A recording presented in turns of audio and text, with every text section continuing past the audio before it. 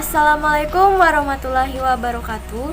Di video kali ini, kelompok 6 akan membahas tentang metode time out.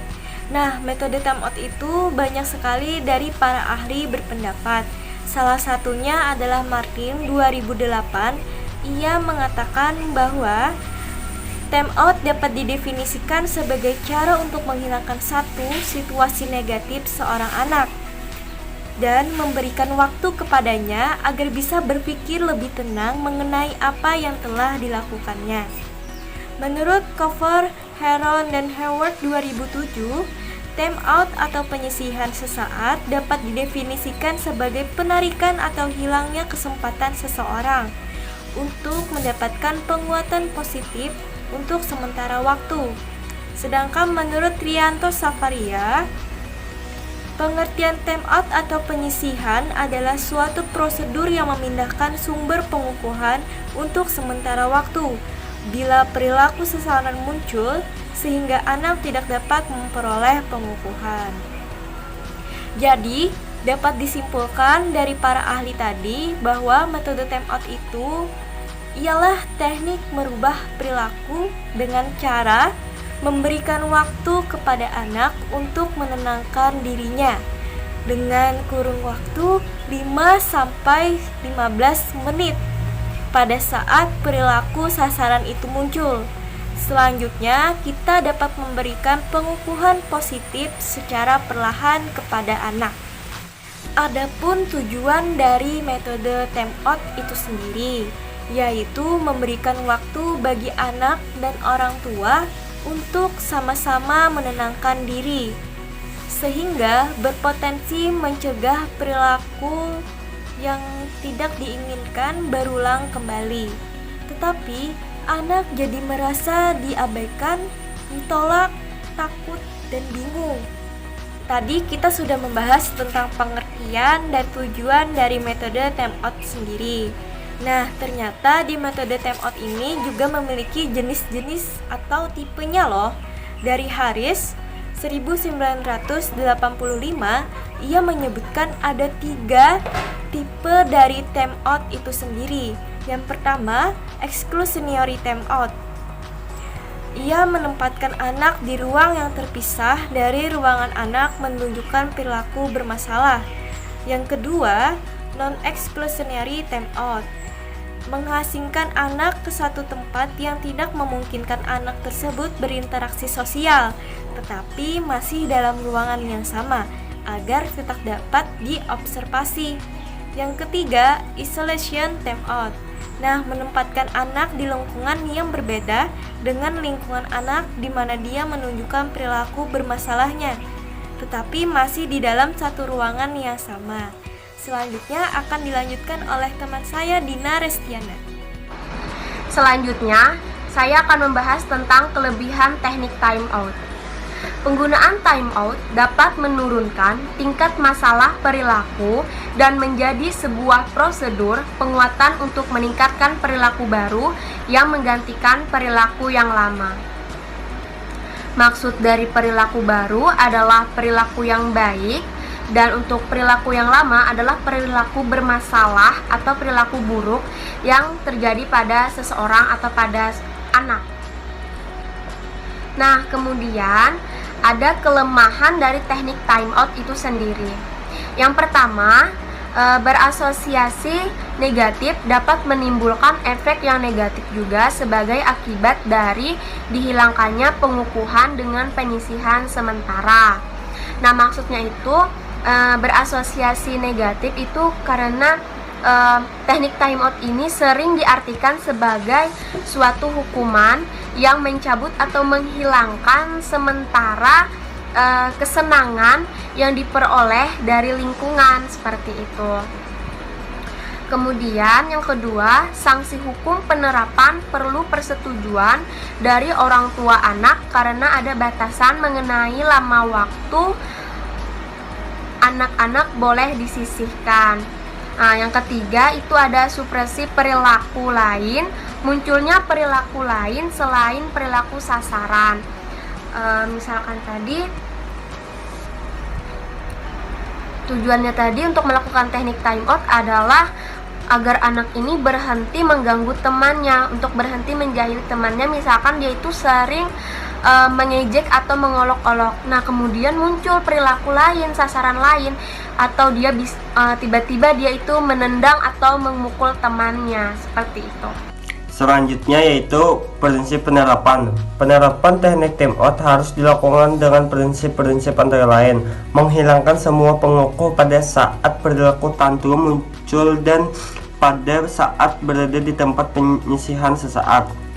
Harus memperhatikan karakteristik subjek, harus dilakukan secara konsisten, dan jangka waktu time out hendaknya singkat.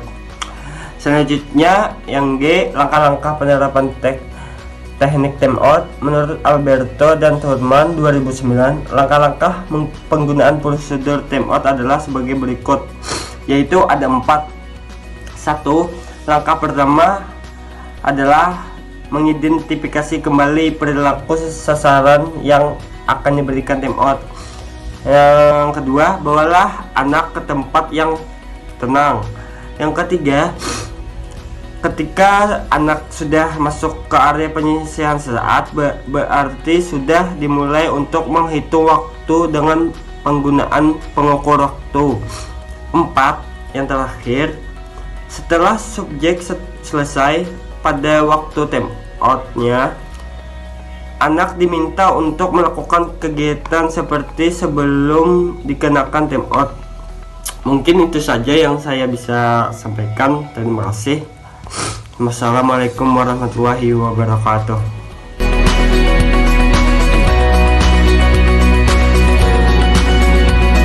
Ini Bapak akan menggunakan teknik time out ya untuk mengatasi masalah ini. Seperti apa itu Pak teknik time out itu? Teknik time out ini di mana Bapak akan meminta Haris untuk melakukan kegiatan-kegiatan di mana Haris sering mengganggu temannya di kelas.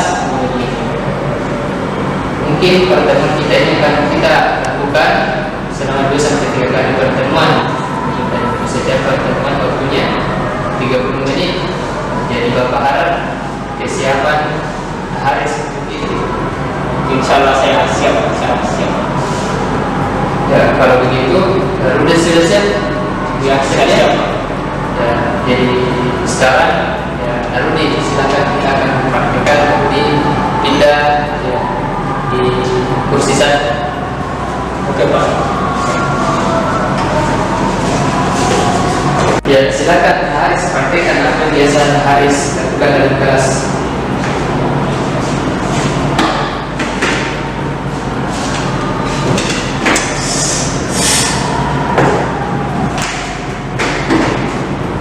Haris, yang hari itu.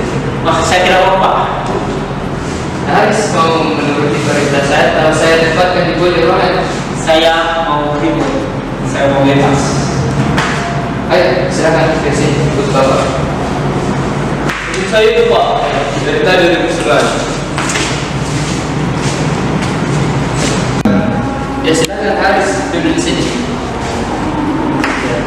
Karena aturannya Haris harus menatap ke tembok, tidak boleh tutup matanya, kemudian kakinya harus rapat ke lantai. Punggungnya harus rapat bersandar di kursi, otaknya harus rapat, tangannya harus dibahas. Ya, Bapak berikan waktu 5 menit supaya Haris ini tidak melakukan apa-apa selain itu diam seperti ini. Jika Haris melanggar, maka Bapak akan tambah 1 menit. Ya, waktunya mulai dari sekarang.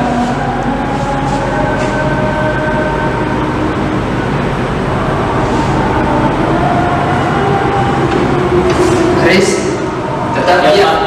Capek Pak.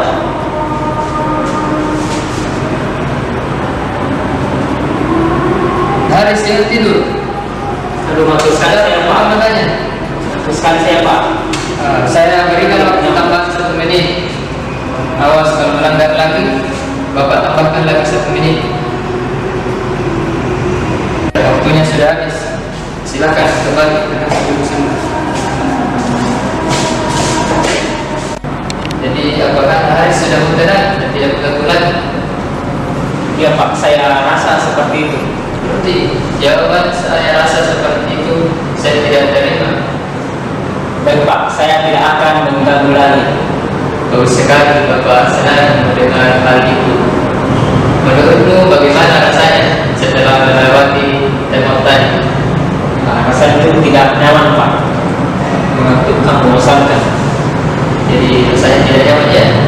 Iya Pak, kita harus berdiri seperti patung saja Pak di pojok kursi di situ. Tidak boleh berbicara, tidak boleh menutup mata, tidak boleh tidur.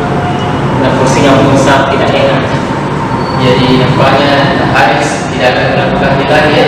Iya Pak, saya tidak akan melakukannya lagi. Lebih baik saya menghindari masalah tentang bagaimana daripada harus menjalani hukuman seperti itu.